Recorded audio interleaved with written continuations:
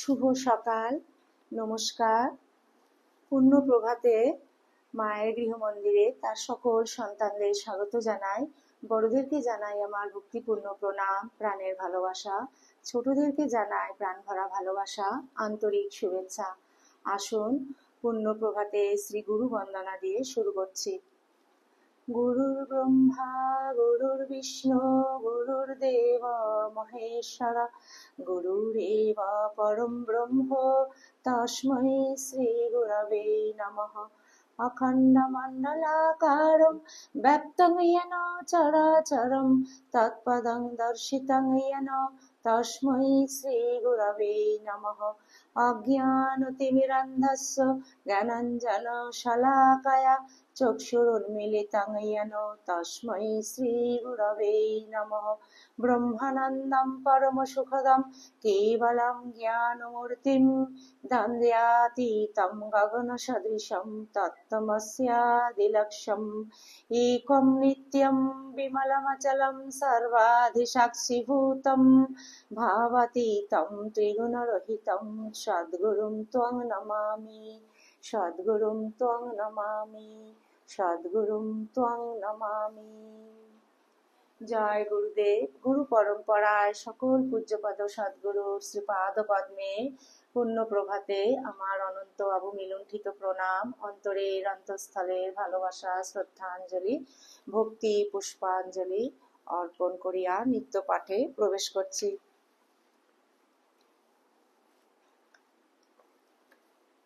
আজ অনেক দিন পরে আবার শ্রীমদ্ ভাগবত মহাপুরাণ এই মহাপবিত্র গ্রন্থখানি থেকে আমি পাঠ করব। মায়ের সকল ভক্ত সন্তানের কাছে আমার করজোড়ে অনুরোধ, আপনারা প্লিজ শেষ পর্যন্ত মায়ের গৃহমন্দিরের সঙ্গে থাকবেন। আগের দিন মানে আগের বেশ দু তিন মাস আগে আমি ওটা লাস্ট পড়েছিলাম। শ্রীমদ্ ভাগবত মহাপুরাণ প্রথম স্কন্ধে দ্বিতীয় অধ্যায় থেকে আমি পড়েছিলাম শ্লোক নাম্বার 1 থেকে শ্লোক নাম্বার 4 পর্যন্ত, এই অবধি আমি পড়েছিলাম।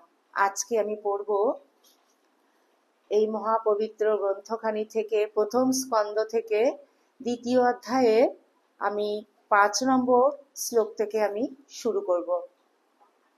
আপনারা প্লিজ শেষ পর্যন্ত মায়ের গৃহমন্দিরের সঙ্গে থাকবেন। শ্রীমদ্ ভাগবত মহাপুরাণ প্রথম স্কন্ধ থেকে দ্বিতীয় অধ্যায়ে আজকে আমি এই শ্লোকগুলিও পড়ব এবং তার সাথে একটু ছোট্ট ছোট্ট করে আমরা একটু ব্যাখ্যাও করব। ওম স্থাপকায় চ ধর্মস্য সর্বধর্ম স্বরূপিণে অবতার বরিষ্ঠায় রামকৃষ্ণায় তে নমঃ।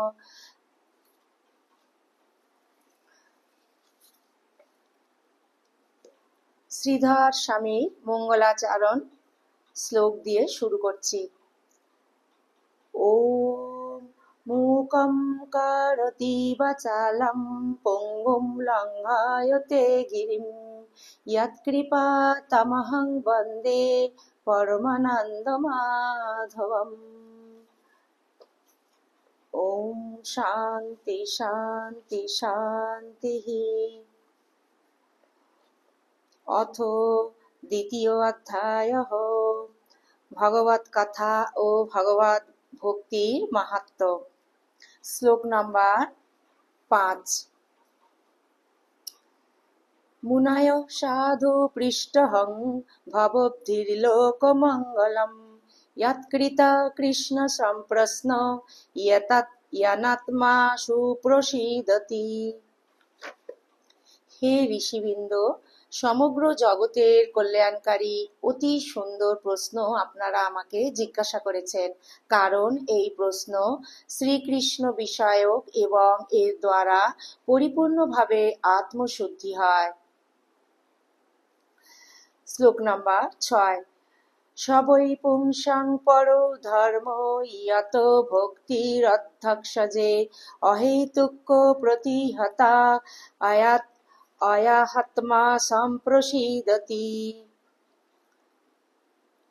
মানুষের পক্ষে সেটাই সর্বশ্রেষ্ঠ ধর্ম, যাতে শ্রীকৃষ্ণের প্রতি ভক্তি জন্মায়। ভক্তিও এমন, যার মধ্যে কোনো রকম কামনা নেই এবং যে ভক্তি নিত্য নিরন্তর জাগ্রত থাকে। এরূপ ভক্তিতে হৃদয় আনন্দ স্বরূপ পরমাত্মাকে উপলব্ধি করে কৃতকৃত্য হয়ে যায়। শ্লোক নাম্বার 7। বাসুদেবে ভগবতী ভক্তিযোগঃ প্রযোজিতঃ জনয়াত্যাশু বৈরাগ্যম জ্ঞানম চ যদহৈতুকম। ভগবান শ্রীকৃষ্ণে ভক্তি হওয়া মাত্রই, অনন্য প্রেমে তার সঙ্গে মনকে যুক্ত করা মাত্রই নিষ্কাম জ্ঞান এবং বৈরাগ্যের আবির্ভাব হয়। 8 নম্বর। ধর্ম সনুষ্ঠিত পুংসাং বিশ্বক্সেন কথা সুয়াঃ নৎপাদয়ৎ ইয়তিরতিম শ্রমো এব হি কেবলম। ঠিক ঠিক ধর্ম পালন করেও যদি মনুষ্য হৃদয়ে ভগবানের লীলা কথার প্রতি অনুরাগ না জন্মায়, তাহলে সেই কর্ম বৃথা শ্রম মাত্র। 9 নম্বর শ্লোক। ধর্মস্য হ্যপবর্গস্য নাত হরতায়োপকল্পতে নার্থস্য ধর্মৈকান্তস্য কামলাভায় হি স্মৃতঃ। ধর্মের ফল হলো মোক্ষ, তার ফল অর্থ লাভ নয়। অর্থ কেবল ধর্মকর্মের অনুষ্ঠানের জন্য। ভোগ বিলাস বা ভোগ্য পদার্থ লাভ ধর্মকর্মের ফল নয়।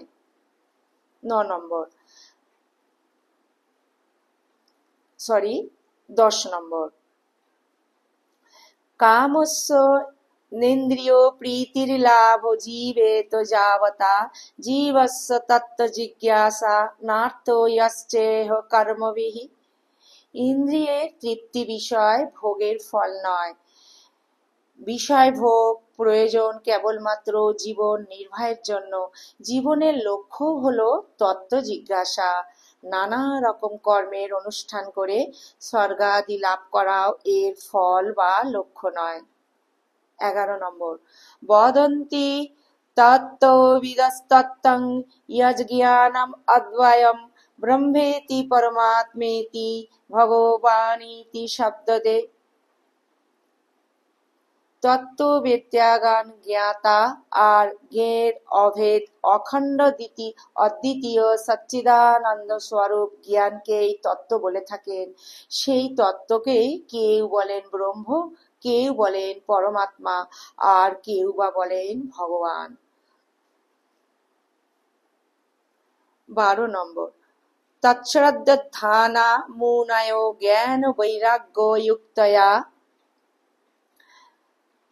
পশ্যন্তাত্মনি চাত্মানং ভক্ত্যা শ্রুতো গৃহীতয়া। শ্রদ্ধালু মুনিজন ভাগবত শ্রবণ থেকে প্রাপ্ত জ্ঞান বৈরাগ্যযুক্ত ভক্তিতে নিজ হৃদয়ে সেই পরমাত্ম স্বরূপ অত পুম্বির দিবজ শ্রেষ্ঠা বর্ণাশ্রম বিভাগশঃ। অর্থাৎ শ্রদ্ধালু মুনিজন ভাগবত শ্রবণ থেকে প্রাপ্ত জ্ঞান বৈরাগ্যযুক্ত ভক্তিতে নিজ হৃদয়ে সেই পরমাত্ম স্বরূপ পরমাত্মার অনুভব করেন। 13 নম্বর। অত পুম্ভির্দিবজ শ্রেষ্ঠা বর্ণাশ্রম বিভাগশঃ সমষ্টিস্তস্য ধর্মস্য সংসিদ্ধির হরিতোষণম। আরেকবার বলছি, 13 নম্বর শ্লোক। অত পুম্ভির্দিবজ শ্রেষ্ঠা বর্ণাশ্রম বিভাগশঃ সমষ্টিস্তস্য ধর্মস্য সংসিদ্ধির হরিতোষণম।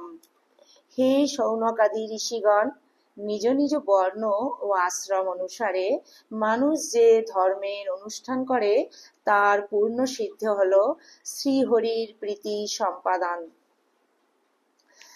14 নম্বর। তস্মাদেকেন মনসা ভগবান সত্যতাং পতিঃ শ্রোতব্য কীর্তিতব্যশ্চ ধেয় পূজশ্চ নিত্যদা। তাই একাগ্র মনে ভক্তবৎসল ভগবানের নিত্য নিরন্তর শ্রবণ কীর্তন ধ্যান ও আরাধনা করা দরকার। 15 নম্বর, यदोनुধ্যাসিনা যুক্তা কর্মগ্রন্থি নিবন্ধনম ছিন্দন্তি কোবিদস্তস্য কো না কুর্যাৎ কথারতিম।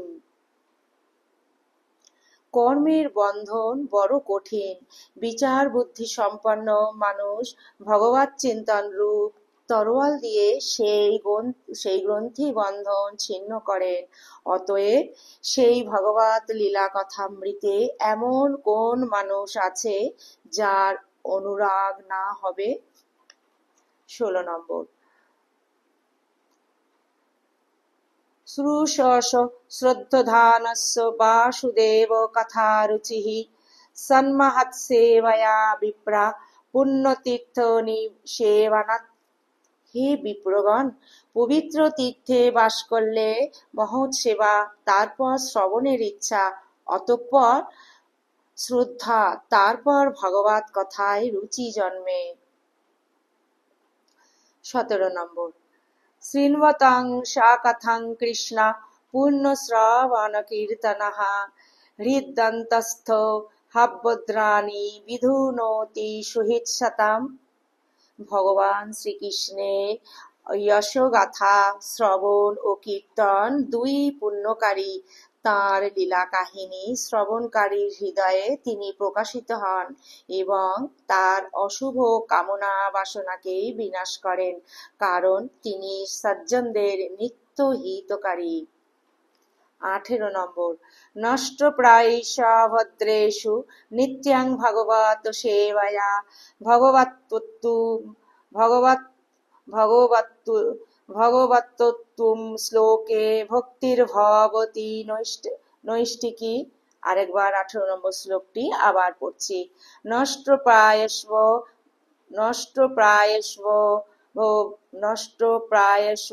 ভদ্রেষু নিত্যং ভাগবত সেবয়া ভগবত্তত্ত্বম শ্লোকে ভক্তির্ভবতি নৈষ্ঠিকী।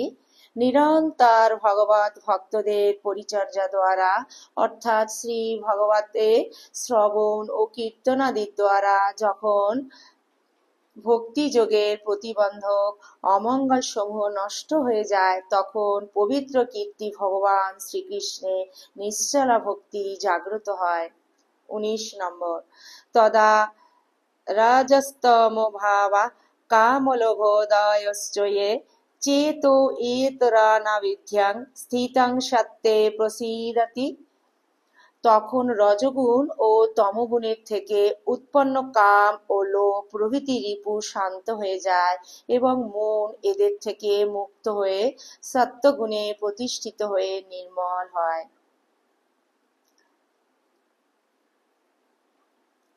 20 নম্বর, এবং প্রসন্ন মনসো ভগবত ভক্তি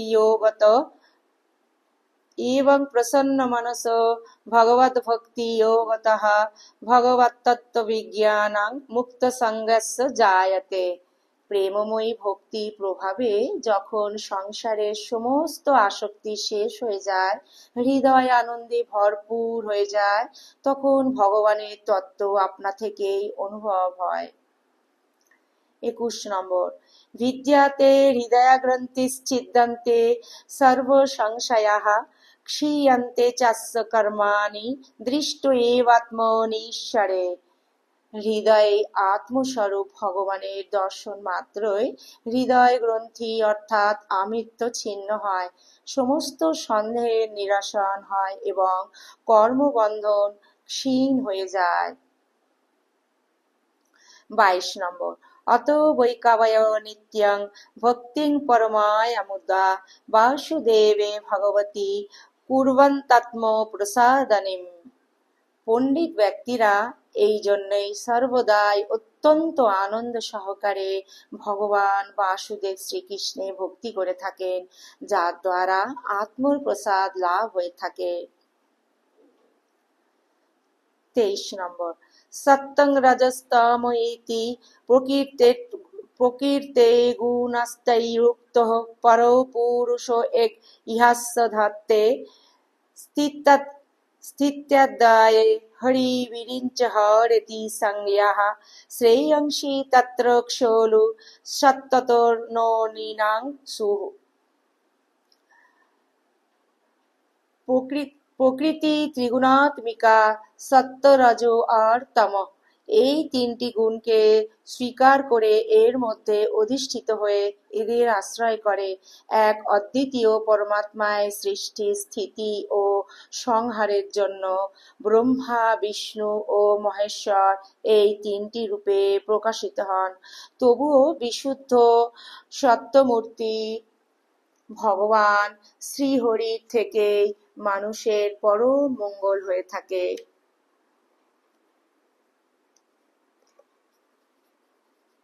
ওম স্থাপকায় চ ধর্মস্য সর্বধর্ম স্বরূপিণে অবতার বরিষ্ঠায় রামকৃষ্ণায় তে নমঃ।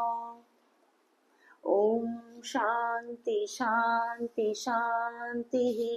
হরি ওম তৎসৎ। শ্রীরামকৃষ্ণার্পণমস্তু।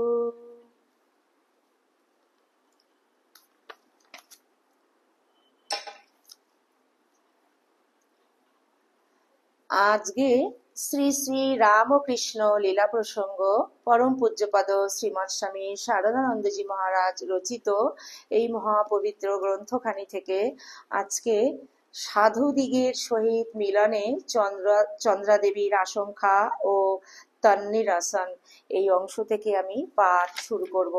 আগের দিন গদাধরের এই কালের চেষ্টা ও সাধুদিগের সহিত মিলন এই অংশ পর্যন্ত আমি আপনাদের সামনে পাঠ করেছিলাম। আজকে আমি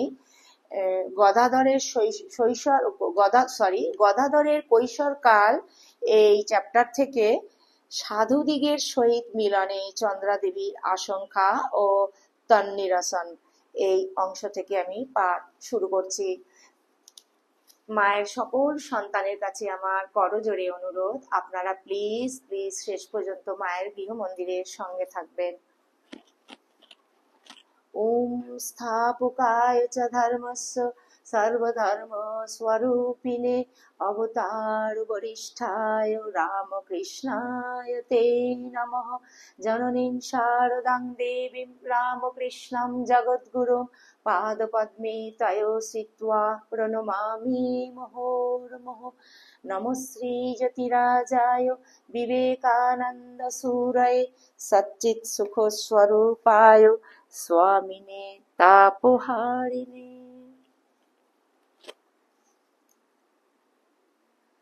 গদাধরের কৈশোরকাল এই পরিচ্ছেদ থেকে আমি সাধুদিগের সহিত মিলনে চন্দ্রাদেবীর আশঙ্কা ও তন্নিরাসন এই অংশ থেকে আমি পাঠ শুরু করছি। গদাধরের অষ্টম বর্ষ বয়ঃক্রমকালে কয়েকজন সাধু অত্যধিক পথশ্রম নিবারণের জন্য অথবা অন্য কোনো কারণে লাহাবাবুদের পান্থনিবাসে ঐরূপে অধিক কাল অবস্থান করিয়াছিলেন। বালক তাহাদিগের সহিত পূর্বোক্তভাবে মিলিত হইয়া শীঘ্রই তাহাদিগের প্রিয় হইয়া উঠিল। তাহাদিগের সহিত তাহার ঐরূপে মিলিত হইবার কথা প্রথম প্রথম কেউই জানিতে পারিল না, কিন্তু বালক যখন ঘনিষ্ঠ সম্বন্ধ হইয়া তাহাদিগের সহিত অধিক কাল কাটাইতে লাগিল, তখন ওই কথা কাহারও জানিতে বাকি রহিল না। কারণ কোনো দিন সে তাহাদিগের নিকটে প্রচুর আহার করিয়া বাটিতে ফিরিয়া আর কিছুই খাইল না, এবং চন্দ্রাদেবী কারণ জিজ্ঞাসা করায় তাহাকে সমস্ত কথা নিবেদন করিল। শ্রীমতী চন্দ্রা উহাতে প্রথম প্রথম উদ্বিগ্না হইলেন না। বালকের প্রতি সাধুগণের প্রসন্নতা আশীর্বাদ স্বরূপে গ্রহণ করিয়া তিনি তাহাকে দিয়া তাহাদিগকে প্রচুর খাদ্যদ্রব্যাদি পাঠাইতে লাগিলেন। কিন্তু বালক যখন পরে কোনোদিন বিভূতিভূষিতাঙ্গ হইয়া, কোনোদিন তিলক ধারণ, আবার কোনোদিন বা নিজ পরিধেয় বস্ত্র ছিন্ন করিয়া সাধুদিগের ন্যায় কৌপীন ও বহির্বাস করিয়া গৃহে ফিরিয়া, মা, সাধুরা আমাকে কেমন সাজাইয়া দিয়াছেন দেখো বলিয়া তাহার সম্মুখে উপস্থিত হইতে লাগিল, তখন চন্দ্রাদেবীর মন বিষম উদ্বিগ্ন হইল। তিনি ভাবিলেন, সাধুরা তাহার পুত্রকে কোনোদিন ভুলাইয়া সঙ্গে লইয়া যাইবে না তো। উক্ত আশঙ্কার কথা গদাধরকে বলিয়া তিনি একদিন নয়নাশ্রু বিসর্জন করিতে লাগিলেন। বালক উহাতে তাহাকে নানাভাবে আশ্বস্ত করিয়া শান্ত করিতে পারিল না। তখন সাধুদিগের নিকটে আর কখনো যাইবে না বলিয়া সে মনে মনে সংকল্প করিল এবং জননীকে ওই কথা বলিয়া নিশ্চিন্তা করিল।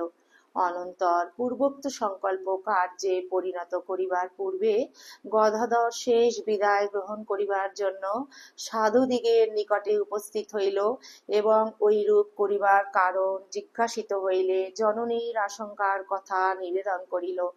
তাহারা তাহাতে শ্রীমতী চন্দ্রার নিকটে বালকের সহিত আগমন পূর্বক তাহাকে বিশেষ রূপে বুঝাইয়া বলিলেন যে গদাধরকে ঐরূপ সঙ্গে লইবার সংকল্প তাহাদিগের মনে কখনো উদিত হয় নাই এবং পিতামাতার অনুমতি ব্যতিরেকে ঐরূপ অল্পবয়স্ক বালককে সঙ্গে লওয়া তাহারা অপহরণ রূপ সাধু বিগর্হিত বিষম অপরাধ বলিয়া জ্ঞান করিয়া থাকেন।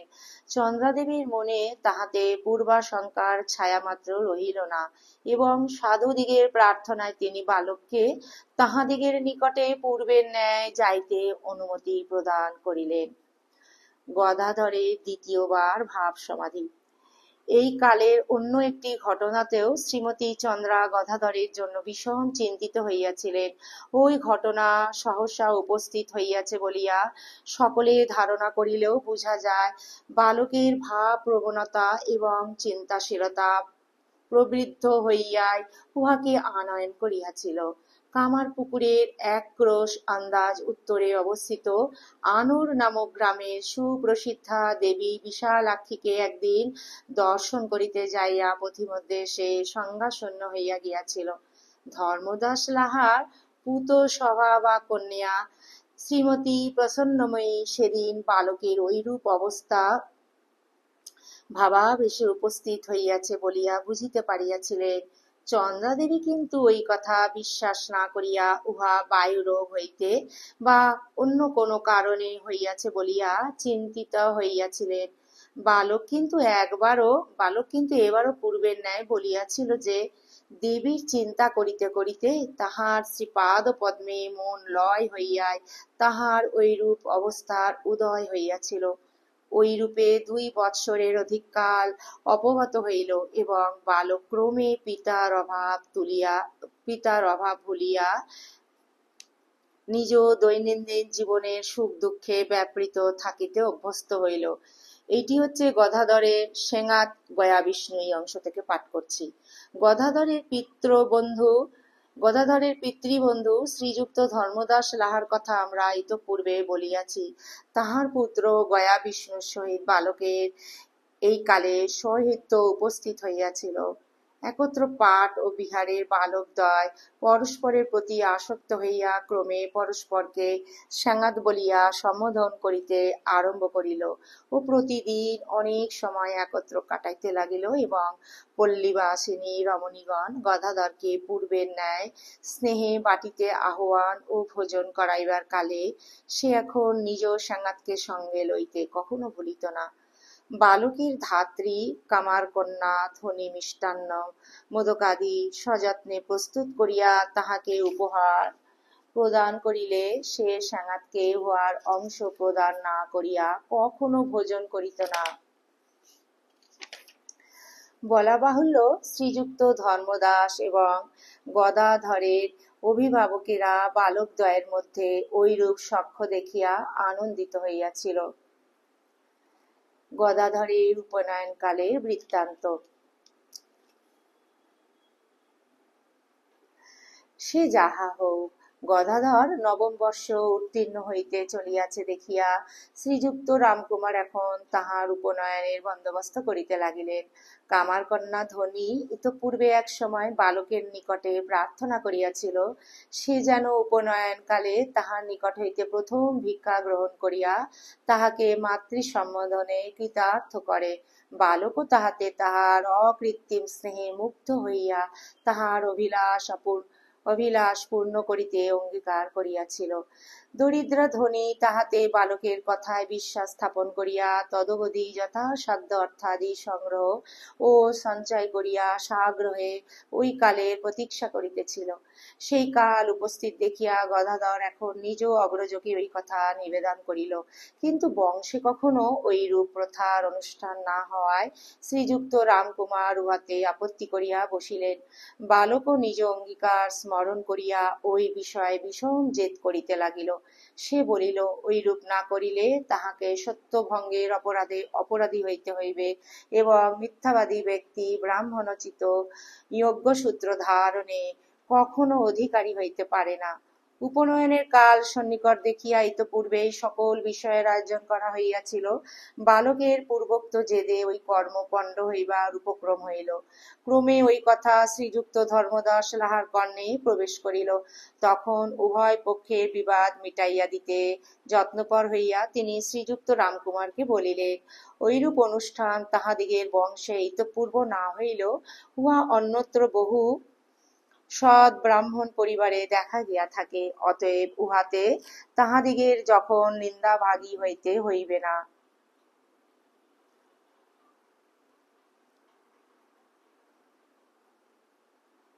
তখন বালকের সন্তোষ ও শান্তির জন্য ঐরূপ করিতে দোষ নাই। প্রবীণ পিতৃসহিত ধর্মদাসের কথায় তখন রামকুমার প্রভৃতি ওই বিষয়ে আর আপত্তি করিলেন না এবং গদাধর হৃষ্টচিত্তে যথাবিধানে উপবীত ধারণ করিয়া সন্ধ্যা পূজাদি ব্রাহ্মণোচিত কার্যে মনোনিবেশ করিল। কামার কন্যা ধ্বনিও তখন বালকের সহিত ওইভাবে সম্বন্ধ হইয়া আপনার জীবন ধন্য জ্ঞান করিতে লাগিল। উহার স্বল্পকাল পরেই বালক দশম বর্ষে পদার্পণ করিল। ওম নিরঞ্জনম নিত্যম অনন্তরূপম ভক্ত্যানুকম্পাধৃত বিগ্রহং বৈ ঈশাবতারং পরমেশমিড্ডং তং রামকৃষ্ণং শিরসা নমামঃ। ओम शांति शांति शांति। हरि ओम तत्सत्। श्री राम कृष्णार्पणमस्तु। जय श्री गुरु महाराज जी की जय। जय महामाई की जय।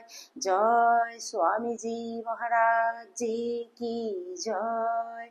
जय श्री श्री रघुवीर शीतला गंगा माई की जय। পূর্ণ প্রভাতে শ্রীমদ্ ভাগবত মহাপুরাণ এবং শ্রী শ্রী রামকৃষ্ণ লীলা প্রসঙ্গ আজ এই পর্যন্ত। শ্রী শ্রী ঠাকুরের পরম পদকমলে আমরা অনন্ত আভূমি লুণ্ঠিত প্রণাম অন্তরের অন্তঃস্থলের ভালোবাসা শ্রদ্ধাঞ্জলি ভক্তি পুষ্পাঞ্জলি অর্পণ করিলাম। ঠাকুর যেন তার সকল সন্তানের নিজ নিজ সাধন জীবন সর্বত্রই ঠাকুর সেটি যেন রক্ষা করেন। আমরা যেন অন্তরের অন্তঃস্থল থেকে ঠাকুরকে ভালোবাসতে পারি। হে প্রভু, আমাদের জ্ঞান বিবেক বৈরাগ্য প্রদান করো। আমাদের অন্তরের অন্তঃস্থল চিত্ত শুদ্ধি করে তোমার পরম পদকমলে আশ্রয় করে দাও। হে ঠাকুর, কৃপা করো, করুণা করো, দয়া করো। তোমার সকল শক্তি কৃপা আশীর্বাদ সকল সন্তানের উপর যেন অঝোর ধারায় বর্ষিত হোক। আপনাদের সকলের সর্বাঙ্গীন মঙ্গল প্রার্থনা করে ঠাকুরের শ্রী পরম পদকমলে এই পবিত্র পূর্ণ প্রভাতে ব্যাকুল প্রার্থনাটি সমর্পণ করিলাম। ঠাকুর যেন আমাদের পূর্ণাঙ্গ শরণাগতি প্রদান করেন, অন্তরের অন্তঃস্থল নির্বাসনা করে ঠাকুরের পরম পাদকমলে যেন আশ্রয় করে দেন। আপনারা সবাই ঠাকুরের অসীম কৃপায় খুব ভালো থাকবেন, সুস্থ থাকবেন, আনন্দে থাকবেন। সদা যেন আমরা ঠাকুরকে সঙ্গে করে নিয়ে আমরা থাকতে পারি, মনটি যেন সদা সর্বদা তাঁর শ্রীপাদ পদ্মে ফেলে রাখতে পারি। এই ভিডিওটি আমি এখানেই আজকে পরিসমাপ্তি করছি। আবার অন্য আরেকটি পর্বে অন্য আরেকটি নতুন কোনো ভিডিও নিয়ে আপনাদের সামনে উপস্থিত হব। ততক্ষণ পর্যন্ত আসুন মনটি যেন ঠাকুরের শ্রীপাদ পদ্মে ফেলে রাখতে পারি। যদি আপনাদের এই পুণ্য প্রভাতে শ্রীমদ্ ভাগবত মহাপুরাণ এটি আমি মাত্র আপ্রাণ চেষ্টা করেছি ঠাকুরের শ্রীপাদ পদ্মে এটিকে নিবেদন করছি। আমি আপ্রাণ চেষ্টা করেছি এবং ঠাকুর মা স্বামীজির কাছে ক্ষমা চেয়ে নিচ্ছি। আপনাদের কাছেও আমি ক্ষমা চাইছি। ভুল ত্রুটি হয়ে থাকবে, আপনারা সবাই আমাকে নিজ নিজ গুণে ক্ষমা করে দেবেন। একটু চেষ্টা করছি যদি আমরা সবাই মিলে এই পাঠ করে ঠাকুরের শ্রীপাদ পদ্মে এগিয়ে যেতে পারি। যদি আপনাদের ভালো লেগে থাকে ভিডিওটি, তাহলে আপনারা প্লিজ চ্যানেলটিকে সাবস্ক্রাইব করে একটি ছোট্ট লাইক দিয়ে যাবেন এবং সদা সর্বদা মায়ের গৃহ মন্দিরের সঙ্গে থাকবেন। জয়তু জয়তু জয়তু শ্রী শ্রী রামকৃষ্ণ শরণম শরণ্যে শরণাগত শরণাগত শরণাগত ঠাকুর তোমার সকল সন্তানদের সদা রক্ষা করো তুমি।